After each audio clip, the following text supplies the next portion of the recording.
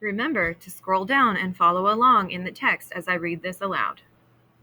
Courage on the Field by Mark Stewart. In April 1947, Jackie Robinson played his first game for the Brooklyn Dodgers. Baseball, and America, would never be the same again.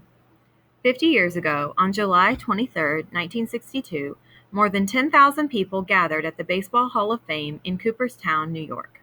They had come to witness a historic event. Jackie Robinson was about to become the first African American to be inducted into the Hall of Fame.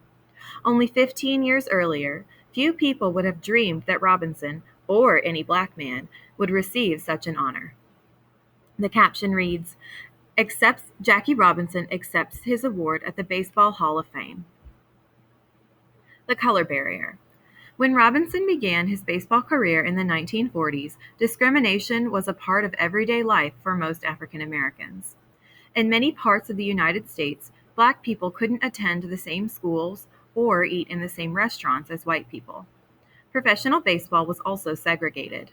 An unwritten rule kept African Americans from playing in the major leagues since the 1880s. Instead, black ball players had to play under poor conditions and for low pay in the Negro Leagues. Branch Rickey, the president of the Brooklyn and now Los Angeles Dodgers, wanted to change that, but he knew it would take a special player to break baseball's color barrier. That player would need more than talent. He'd also need the courage not to fight back when faced with racism on and off the field. The man Rickey picked was Jackie Robinson. The caption reads, Branch Rickey, the president of the Dodgers, wanted to change the segregation in Major League Baseball. Keeping his cool. The 28-year-old Robinson made history when he stepped onto the field for Brooklyn on April 15, 1947. No big league player had ever faced the challenges that he did in his first season. He received death threats from racist fans. Players on the other teams shouted racial insults at him. On road trips, he often wasn't allowed to stay in the same hotel as his white teammates. Those teammates didn't offer Robinson much support. Some of them didn't like the idea of playing alongside a black man. Through it all, Robinson never lost his cool. He knew there was too much at stake. I had to fight hard against loneliness, abuse, and the knowledge that any mistake I made might be magnified because I was the only black man out there, he later wrote in his autobiography. Despite all the challenges, Robinson proved he was every bit as good as the white players. By the end of the season, he had won over his teammates and countless new fans. Robinson led the Dodgers in hits, runs, and stolen bases in 1947. He was also named baseball's very first Rookie of the Year. The caption reads, By the end of his first season in professional baseball, Jackie Robinson had proven himself to his teammates and the Dodger fans. Changing the game.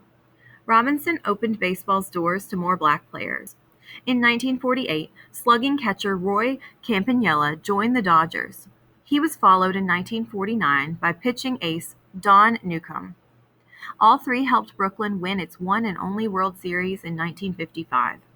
Because of Robinson, more teams signed black players, who finally got a chance to show all of America what they could do.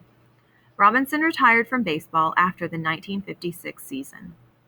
During his career, African Americans had made many important gains in the struggle for equality. Many leaders credited Robinson with playing a key role in the civil rights movement. Martin Luther King Jr. called him a legend in his own time. Robinson's impact on the sports world is still felt today. I wouldn't be playing if it wasn't for Jackie Robinson. New York Yankees All-Star Derek Jeter told reporters in 2010. He stands for a lot more than just baseball. The caption reads, Some of the first black players in the major leagues are shown at Ebbets Field in Brooklyn on July 24, 1950. From left to right, Jackie Robinson, Larry Doby, Don Newcombe, Luke Easter, and Roy Campanella.